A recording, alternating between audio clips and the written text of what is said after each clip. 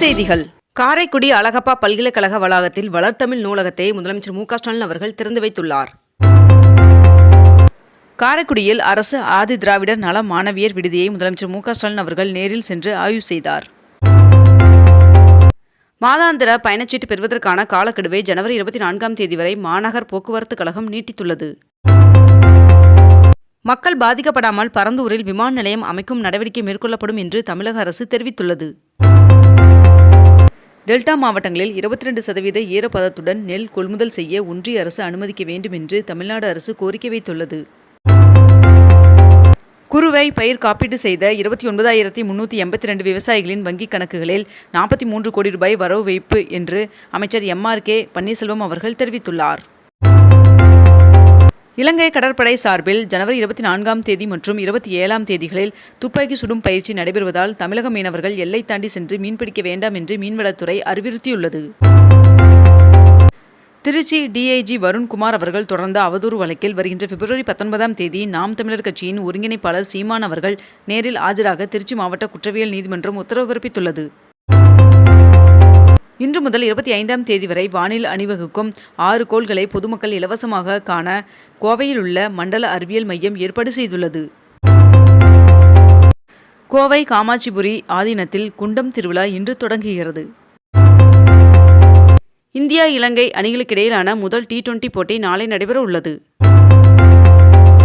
தை அமாவாசை முன்னிட்டு ராமேஸ்வரம் ராமநாத சுவாமி கோவிலில் அதிகாலை 4 மணிக்கு நடை திறக்கப்பட உள்ளதாக தெரிவிக்கப்பட்டுள்ளது. சென்னை பெருநகர் வளர்ச்சி குழுமம் சார்பில் கலைஞர் நூற்றாண்டு பேருந்து முனைய மொபைல் செயலியை அமைச்சர் சேகர்பாபு அவர்கள் தொடங்கி வைத்தார். பராமரிப்பு பணியின் காரணமாக நாளை முதல் 2 நாட்கள் குடிநீர் விநியோகம் நிறுத்தப்பட உள்ளதாக சென்னை குடிநீர் வாரியம் தகவல் தெரிவித்துள்ளது.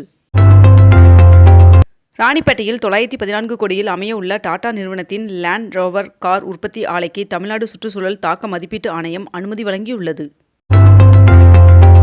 தமிழக அரசின் தொழில் முனைவோர் மேம்பாடு மற்றும் புத்தாக்க நிறுவனம் சென்னையில் 3 நாள் தொழில் முனைவோர் மேம்பாட்டு திட்டம் திணை வகைகள் கொண்டு பேக்கரி பொருட்கள் தயாரிக்கும் பயிற்சி வருகின்ற 28ஆம் தேதி முதல் 31ஆம் தேதி வரை நடைபெற உள்ளதாக தெரிவிக்கப்பட்டுள்ளது. சென்னை மெட்ரோ ரயில்களுக்குள் உணவு உட்கொள்ள அனுமதி இல்லை என்று மெட்ரோ ரயில் நிர்வாகம் அதிரடி உத்தரவு பிறப்பித்துள்ளது. ஈரோடு கிழக்கு தொகுதி இடைத்தேர்தல் நடைபெறும் பிப்ரவரி 5ஆம் தேதி ஈரோடு மாவட்டத்திற்கு அரசு விடுமுறை அறிவிக்கப்பட்டுள்ளது. அமெரிக்காவில் தற்காலிக விசா வைத்திருப்பவர்களுக்கு பிறக்கும் குழந்தைகள் இனிமேல் பிறப்பால் அமெரிக்கர் என்ற குடியுரிமை பெற முடியாது என்று தெரிவிக்கப்பட்டுள்ளது.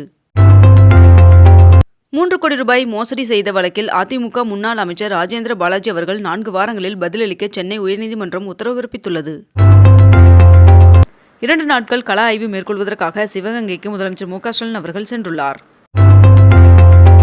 ஈரோடு கிழக்கு தொகுதி சட்டமன்ற இடைத்தேர்தலில் 46 வேட்பாளர்கள் போட்டியிடுகின்றனர். திருவண்ணாமலையில் மண் சரிவில் பாதிக்கப்பட்ட 20 குடும்பங்களுக்கு தற்காலிக வீடுகளை பொதுப்பணித்துறை அமைச்சர் ஏவா வேலு அவர்கள் வழங்கினார். பனிப்பொழிவு மற்றும் பருவம் தவறிய மழை காரணமாக அறுவடைக்கு தயார் நிலையில் இருந்த நெற்பயிர்கள் பாதிக்கப்பட்டிருப்பதால் தமிழக அரசு விவசாயிகளுக்கு நிவாரணம் வழங்க வேண்டும் என்று அதிமுக பொதுச் செயலாளர் எடப்பாடி பழனிசாமி அவர்கள் வலியுறுத்தியுள்ளார். துணைவேந்தர் நியமனம் தொடர்பான UGCயின் புதிய விதிகளை திரும்பப் பெற வேண்டும் என்று ஒன்றிய கல்வி அமைச்சர் தர்மேந்திர பிரதான் அவர்களுக்கு முதலமைச்சர் மு.க.ஸ்டாலின் அவர்கள் கடிதம் எழுதியுள்ளார். பரந்தூர் விமான நிலையம் அமைப்பதற்கு எதிர்ப்பு தெரிவிக்கும் மக்களை தவேக தலைவர் விஜய் அவர்கள் சந்தித்து ஆதரவு தெரிவித்துள்ளார். OMR விடைத்தாளில் புதிய நடைமுறையை TNPSC அறிமுகப்படுத்தியுள்ளது. தமிழ்நாட்டில் உள்ள அரசு மருத்துவமனைகளில் விரைவில் 2553 மருத்துவர்கள் நியமிக்கப்படுவார் என்று சேலம் அரசு மருத்துவமனையில் ஆய்வு மேற்கொண்ட அமைச்சர் மா. சுப்பிரமணியன் அவர்கள் தெரிவித்துள்ளார். வைகை அணையின் நீர்மட்டம் 65 அடியை எட்டியுள்ளது.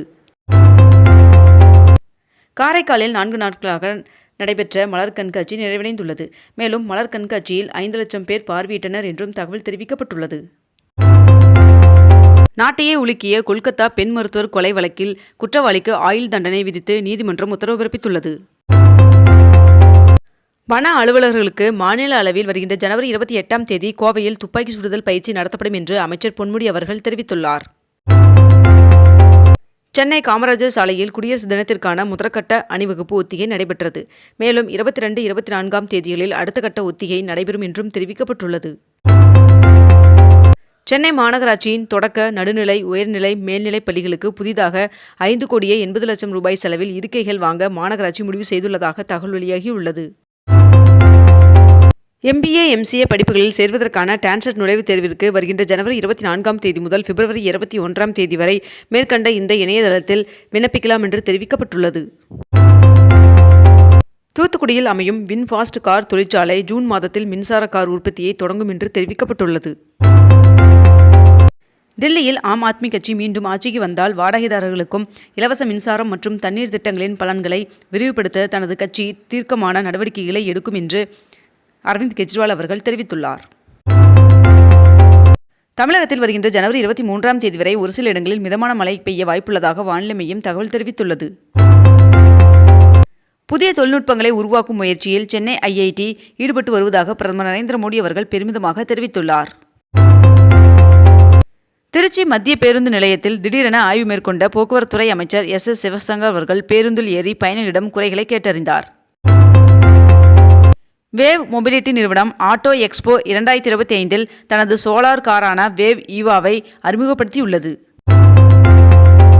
ராசிபுரம் அருகே உள்ள போதமலைக்கு முதன்முறையாக 31 கிலோமீட்டர் தொலைவிற்கு மலைப்பாதையில் 139 கோடி மதிப்பில் சாலை அமைக்கும் பணிகளை நாமக்கல் மாவட்ட ஆட்சியர் நேரில் சென்று ஆய்வு மேற்கொண்டார்.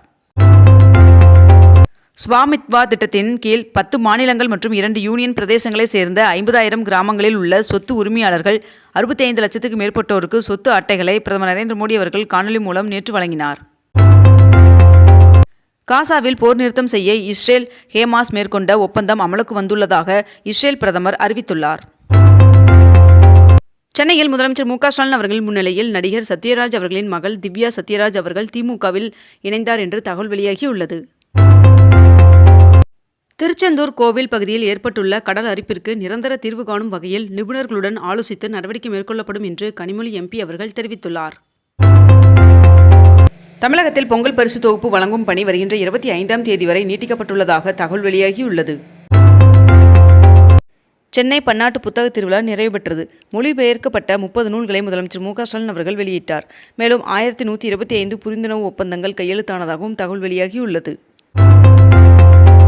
குடியரசு தின அணிவகுப்பு ஒத்திகையை முன்னிட்டு சென்னை மெரினா கடற்கரையில் 20, 22, 24, 26 ஆகிய தேதிகளில் போக்குவரத்து மாற்றம் செய்து காவல்துறை அறிவித்துள்ளது.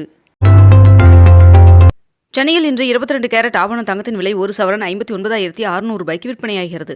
அதேபோல் 1 கிராம் வெள்ளியின் விலை 104 ரூபாய்க்கு விற்பனை செய்யப்பட்டு வருகிறது.